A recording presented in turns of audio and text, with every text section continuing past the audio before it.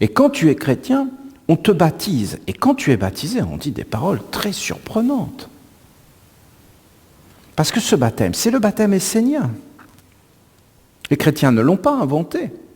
C'était là avant eux. Vous avez des scènes en Égypte où vous voyez le baptême.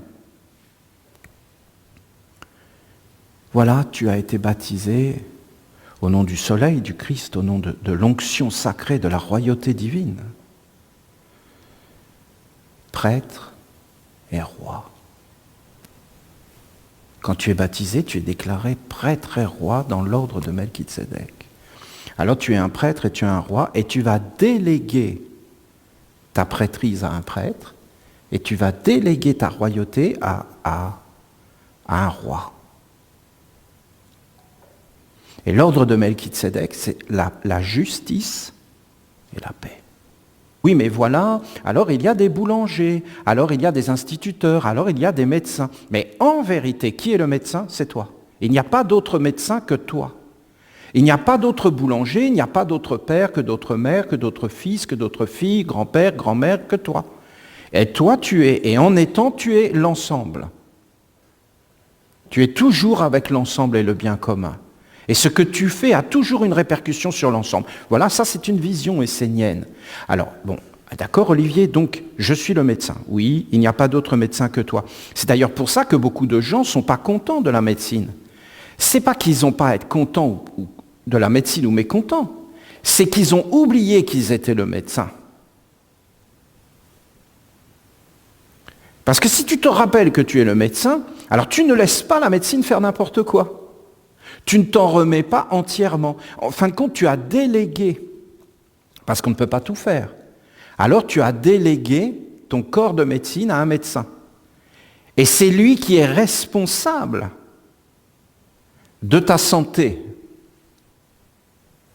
en partie, parce que tu l'as délégué. Et c'est juste de faire comme ça.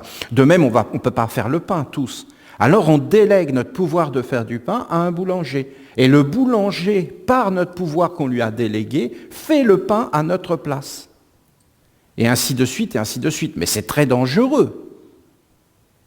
À partir du moment où on a donné quelque chose à quelqu'un en garantie, en gage, par exemple, la prêtrise.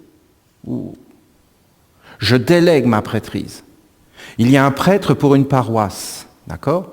Mais je lui ai délégué. Le prêtre lui-même est avec toute une hiérarchie, mais on l'a délégué. Ça appartient à Dieu. Et on est tous les gardiens de Dieu. Et nous, on fait autre chose. Et en fin de compte, c'est de vivre ensemble. J'aimerais que vous compreniez, c'est subtil. Si le prêtre fait n'importe quoi,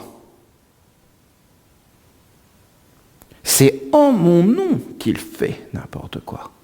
Parce que c'est moi qui l'ai mis là. Si le médecin fait n'importe quoi, après je vais aller me plaindre dans les tribunaux.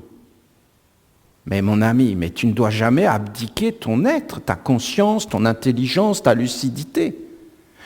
Alors on peut s'en remettre à personne dans le monde. Si, on peut s'en remettre à Dieu, à soi, à sa conscience. Déjà, s'il n'y a pas de conscience, s'il n'y a pas de bonne éducation, c'est que déjà tu as délégué l'éducation.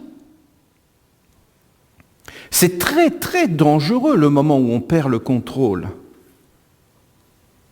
d'un gouvernement qui est soi-disant élu mais qui n'en fait plus qu'à sa tête.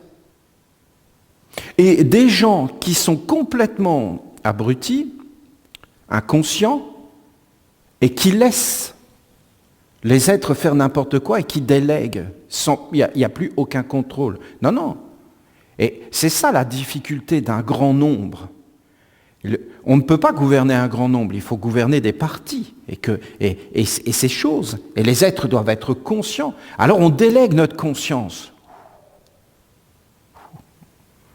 Délègue notre conscience. On délègue notre argent.